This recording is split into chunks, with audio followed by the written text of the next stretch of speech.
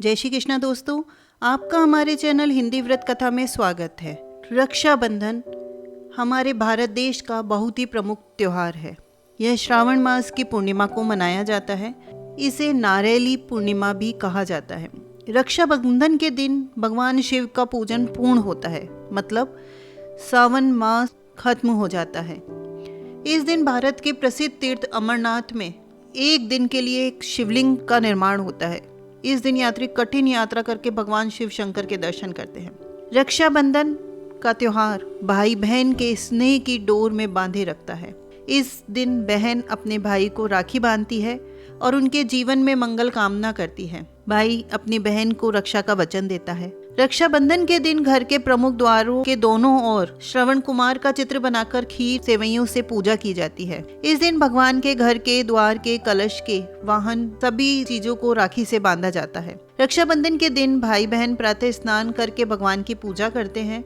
रोली मूली कुमकुम चावल और दीपक रखकर थाल सजाते हैं।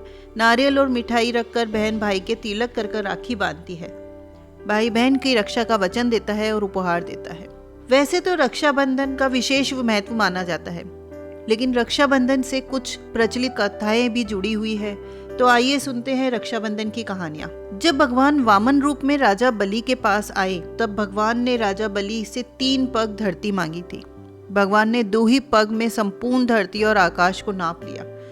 तब राजा बलि समझ गए कि भगवान उनकी परीक्षा ले रहे हैं, तो उन्होंने 3रा पग अपने सर पर रखने को कहा। इसके बाद भगवान ने राजा बलि से कुछ मांगने को कहा। राजा बलि ने भगवान विष्णु से वरदान मांगा कि आप मेरे साथ पाताल लोक में 4 महीने तक पहरेदार बनकर रहेंगे। तब से भगवान विष्णु लक्ष्मी माता जी को स्वर्ग में छोड़कर वर्ष में 4 महीने राजा बलि के पहरा देने लगे और पहरेदार के रूप में रहने लगे। रक्षाबंधन के दिन श्री लक्ष्मी जी स्वर्ग से रिमझिम करती हुई राखी लेकर पधारी और लक्ष्मी जी ने राजा बलि को अपना भाई बना लिया और राजा बलि के हाथों पे राखी बांधी और साथ ही भाई भतीजों को और भाभी को भी राखी बांधी। जब रानी हीरे मोतियों का थाल लेकर लक्ष्मी जी के पास आई कि भाभी हीरे मोती तो मेरे ही घर में बहुत है, मैं तो यहाँ अपने पति को मुक्त कराने आई हूँ।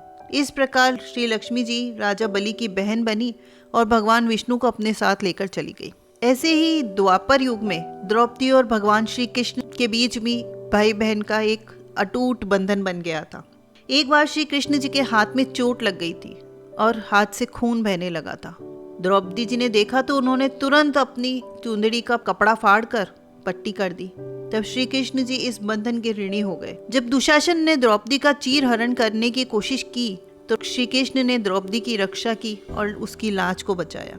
कहते हैं जिस दिन द्रौपदी ने भगवान श्री कृष्ण की कलाई पर अपने पल्लू से कपड़ा बांधा था, उस दिन श्रावण पूर्णिमा थी। तब से इसी दिन रक्षाबंधन का त्योहार मनाया जाने लगा। इंद्राणी सची ने भी देवराज इंद्र को राखी बांधी थी। भविष्य पुराण में एक कथा प्रचलित है जिसके अनुसार एक बार देवराज इंद्र और वृत्रासुर में भीषण युद्ध हो रहा था।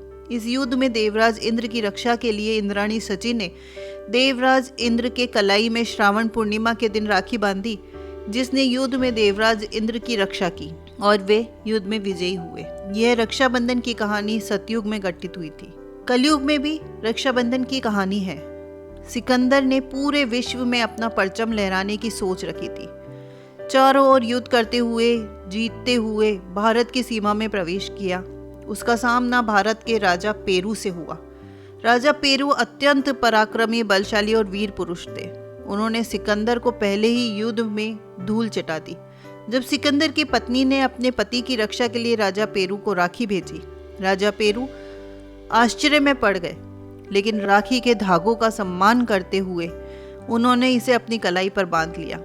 जब सिकंदर और राजा पेरू का आमना सामना हुआ तो राजा पेरू ने सिकंदर को मारने के लिए तलवार उठाई। जब उन्हें कलाई में बंदी राखी दिखाई दी और तलवार को रोक लिया और उन्हें बंदी बना लिया। दूसरी ओर जब सिकंदर ने राजा पेरू की कलाई पर अपनी पत्नी द्वारा भेजी गई राखी देखी तो उन्होंने भी अपना बड़ा दिल दिखाते हुए राजा पेरू को मुक्त कर दिया और राज्य लौटा दिया। तो दोस्तों, आशा करते हैं कि आपको ये रक्षाबंधन की सारी कहानियाँ पसंद आई होगी। अगर आपको ये कहानियाँ अच्छी लगी हैं तो प्लीज़ लाइक करें, कमेंट करके हमें प्रोत्साहित करें और हमारे चैनल को सब्सक्राइब करें। धन्यवाद।